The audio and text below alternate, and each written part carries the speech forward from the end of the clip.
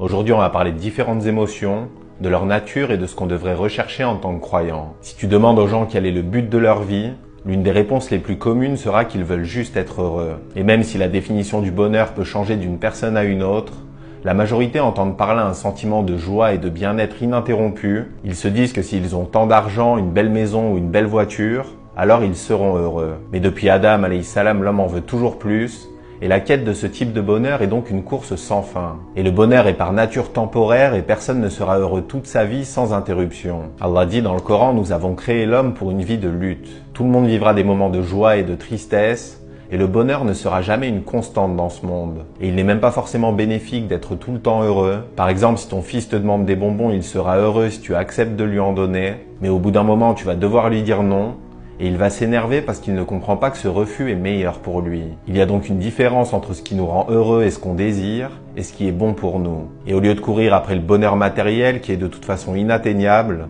on doit essayer d'atteindre la paix intérieure qui est plus précieuse et plus durable. Et aujourd'hui, on voit des millionnaires qui peuvent s'offrir tout ce qu'ils veulent mais qui ne sont pas en paix. Beaucoup de gens prennent pour exemple des stars du cinéma ou de la chanson qui sont en fait profondément malheureuses et dépressives. Et il n'y a qu'à voir le taux de suicide ou les problèmes d'alcoolisme ou de drogue qui touchent bien plus les célébrités que le reste de la population. Il est assez rare qu'une star de la chanson atteigne les 50 ans, et il est encore plus rare qu'elle les atteigne en bonne santé physique et psychologique. Et dans le Coran, Allah nous dit comment atteindre cette paix intérieure.